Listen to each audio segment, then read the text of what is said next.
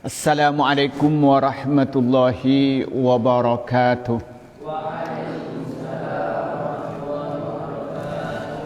Alhamdulillahi rabbil alamin. Wassalatu wassalamu ala asrafil anbiya'i wal mursalin, amma ba'du. Para santri yang saya hormati, baik putra maupun putri, pertama-tama kita bersyukur kepada Allah atas segala nikmat yang Allah berikan kepada kita.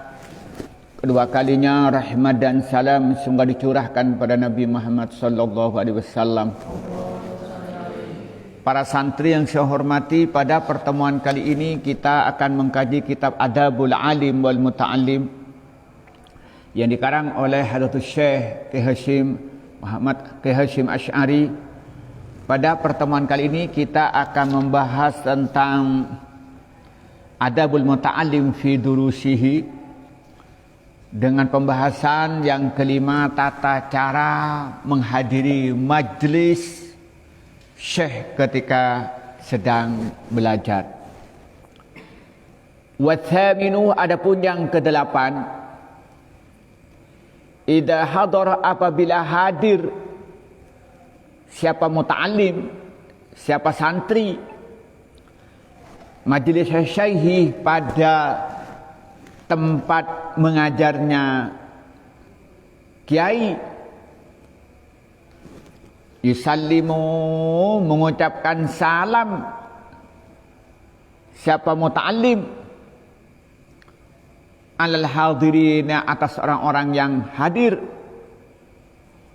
bisautin, dengan suara, yusmi'u, yang mendengarkan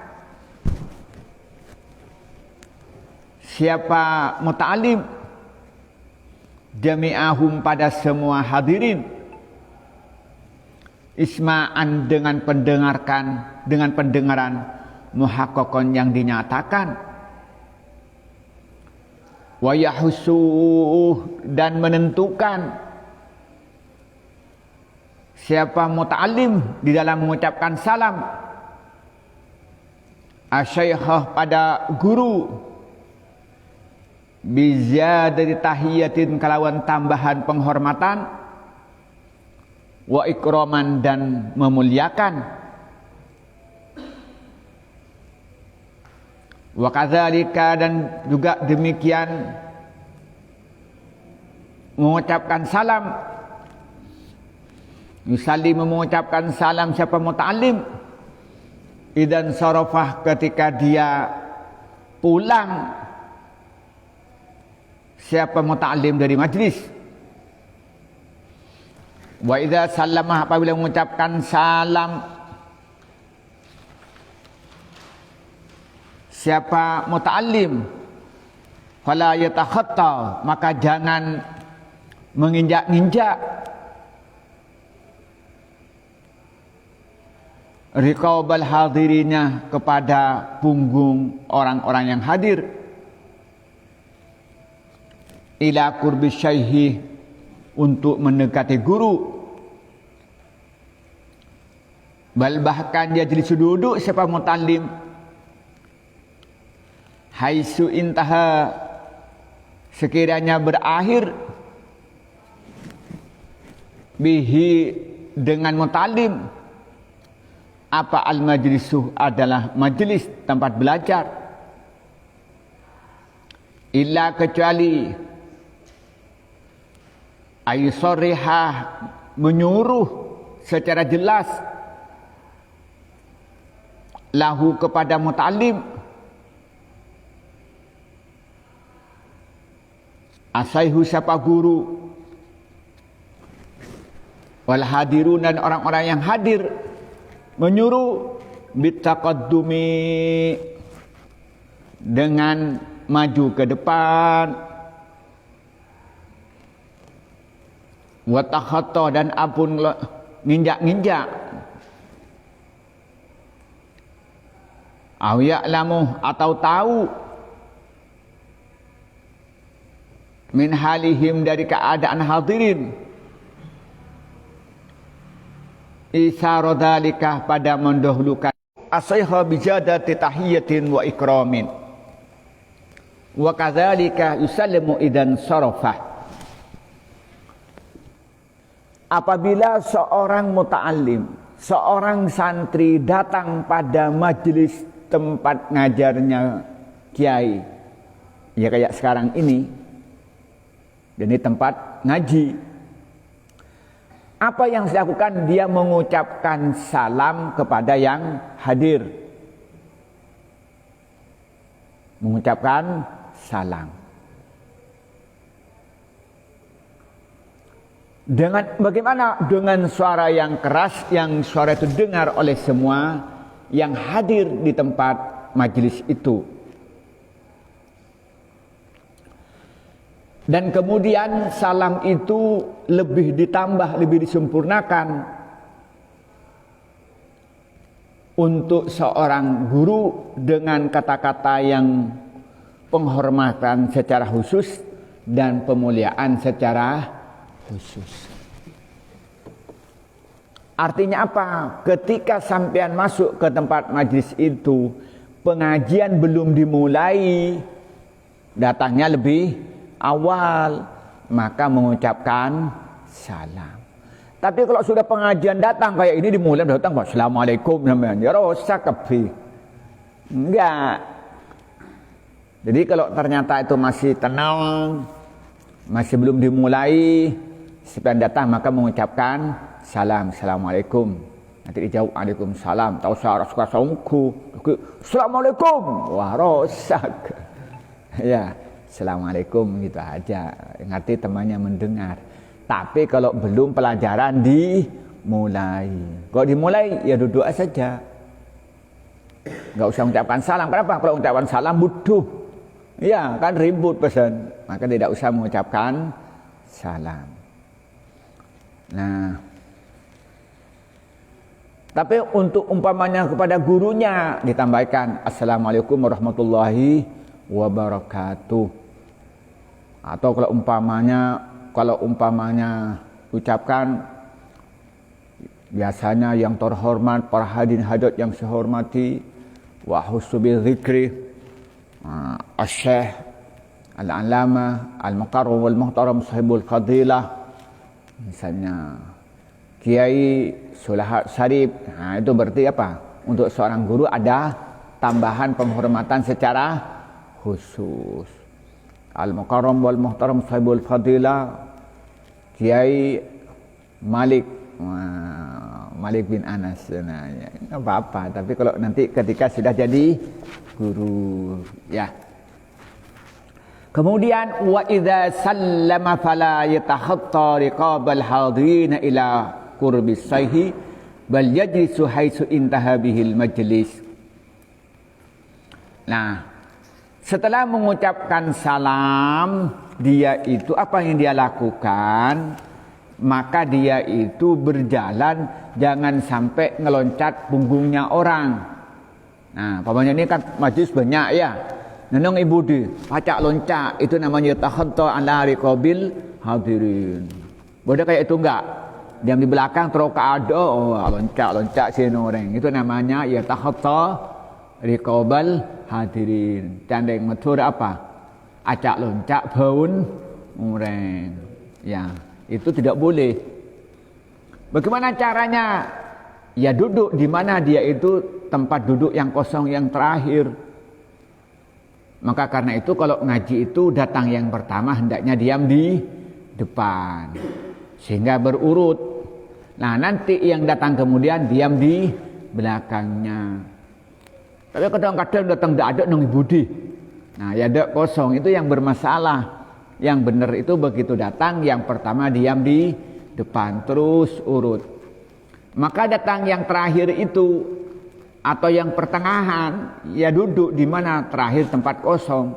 Tak usah ngelonjak punggungnya orang, tak usah ngelonjak pundaknya orang untuk mendekati gurunya. Bawahnya di sini pengajian kalau sepuh kan banyak anak-anak ya. Datang terlambat sampean, ini di sana di budi neng labeng. Enggak usah sampai loncat-loncat karena ngaji di sini, enggak boleh. Itu bahasanya tidak sopan. Nah, paham ini ya? illa isarriha lahu sayhu wal hadiruna bitaqaddumi, kecuali oleh gurunya disuruh maju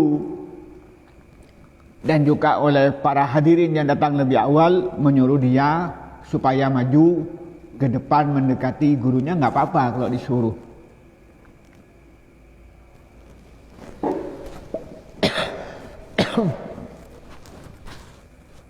Ya boleh, walaupun dia harus ngeloncat di pundaknya orang lain. Atau dia tahu orang lain menyuruh dia untuk ke depan. Wah, karena misalnya dia itu tugasnya untuk membaca di samping gurunya. Nah, kalau orang Arab itu ngaji itu kan nanti baca santrinya, baca gitu. Lalu diterangkan oleh gurunya. Modelnya banyak begitu. Baca lafalnya di sini lalu diterangkan panjang lebar pakai bahasa Arab. Berarti tukang bacanya harus di depan. Atau di sini tukang syutingnya. Nah, nengi budi repot kan, datangnya terlambat, harus ke depan. Kenapa? Karena memang harus ke depan. Karena mempunyai tugas harus diam di depan. Itu boleh. Karena dia memang kondisinya diharuskan dia tinggal ke depan.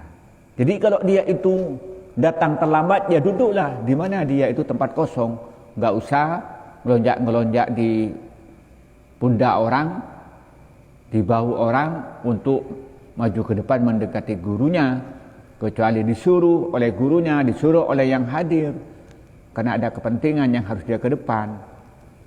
Ya. Paham ya?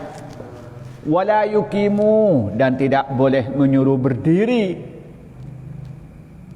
siapa muta'allim ahadan pada seorang min majlisihi, dari tempat duduknya ahad,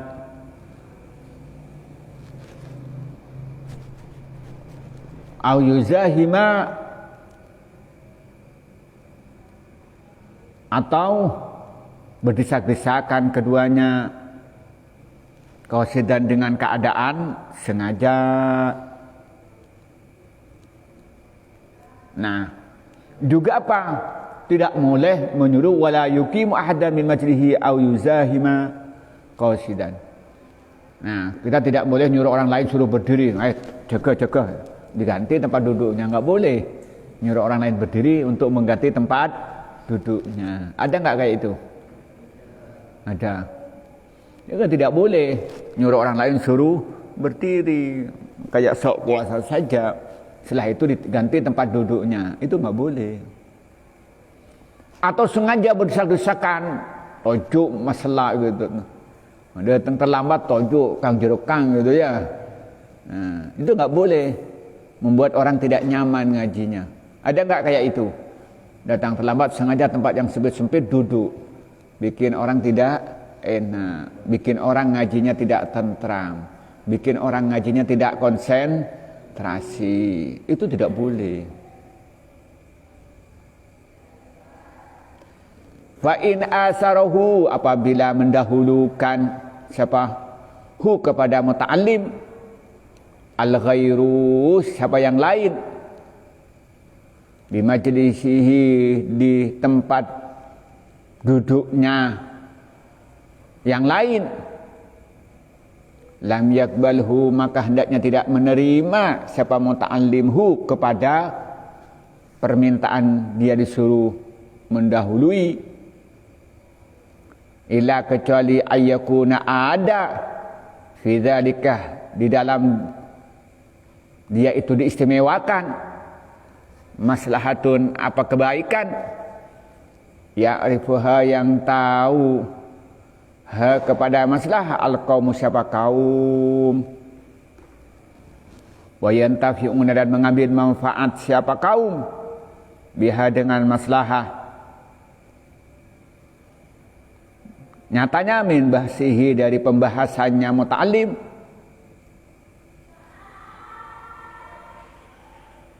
min bahsihi, dari mencarinya, dari pembahasannya muta'allim, ma'asahi, beserta guru, inda qurbihi, ketika dekatnya muta'allim, inhu dari syekh, auli kaulihi, atau adanya muta'allim kabiros sinih, yaitu sepuh umurnya, au kasirul fadilatih, atau banyak kebaikannya, awis solahi, atau kebaikannya.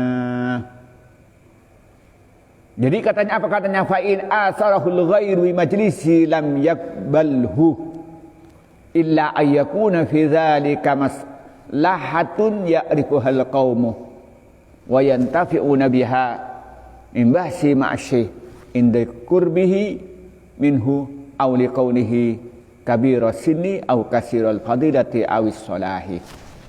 Nah, kalau ada orang lain menyuruh dia supaya ke depan, nyuruh orang lain untuk menempati tempat duduknya, itu jangan menerima. Ayo cong, kadek cong, jepah nong nyelonong, nggak boleh. Kecuali memang dia memahami bahwa dia itu ke depan ada maslahah, ada kepentingan yang memang diperlukan. Nah, seperti umpamanya, ayo kamu ke depan karena suruh ngurusin apa? Kamera. Suruh ngurusin handycam. Nah, itu berarti apa? Tahu ada masalah dia ke depan. Kalau enggak, tetap aja duduk di belakang, tidak boleh kan. Nah. Atau dia ternyata itu oleh gurunya nanti disuruh mencari apa, suruh baca kitab dan sebagainya. Jadi dia disuruh ke depan karena memang ada manfaatnya. Atau karena memang dia itu umurnya lebih sepuh, sudah paling senior, tutuk ibu dia kan tak sopannya ada nih kayak ini. Nah, dia disuruh ke depan karena umurnya sudah tua.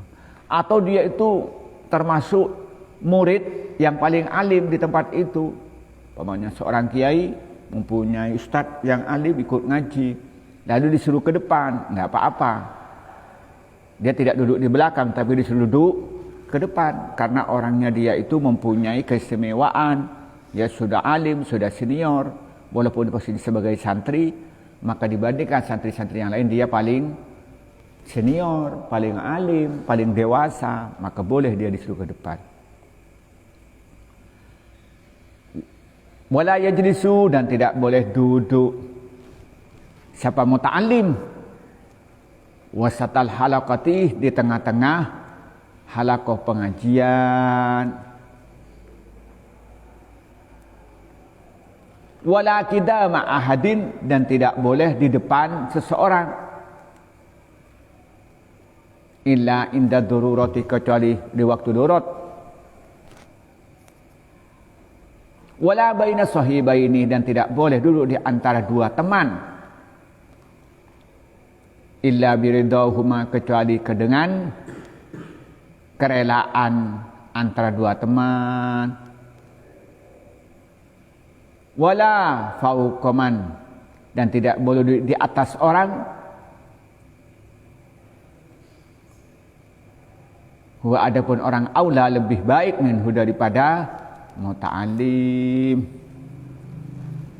Nah, apa katanya? Wala yajlisu wasatal halaqati, tidak boleh duduk di tengah.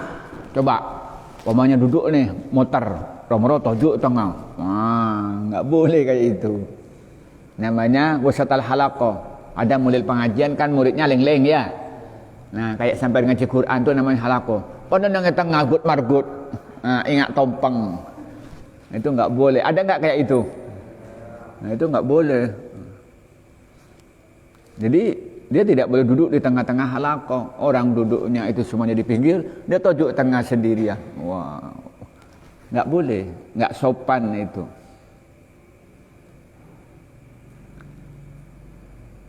Dan juga tidak boleh duduk di depan orang lain. Orang-orang tojuk ya ada gitu, enggak boleh. Tidak boleh duduk di depan orang lain. Kecuali apa? Dalam kondisi darurat. Ternyata dia itu sudah penuh, tidak ada tempat lagi, terpaksa harus duduk di tempat dia. Itu boleh. Tapi kalau enggak darurat enggak boleh. Dan juga tidak boleh duduk di antara dua teman. Misalnya Malik duduk dengan Khairul, berteman. Romoro datang di Kartojo di tengah. Wah, itu nggak boleh gitu. Kecuali atas seizin mereka berdua. Kecuali dengan keridhaan mereka berdua. Nggak boleh. Romoro umpamanya mesti duduk dengan Fadol. Romoro datang, nanti itu misalnya Denny Tojo di tengah, Good Margut itu, repot orang itu nggak boleh. Kecuali memang mereka berdua itu ridho.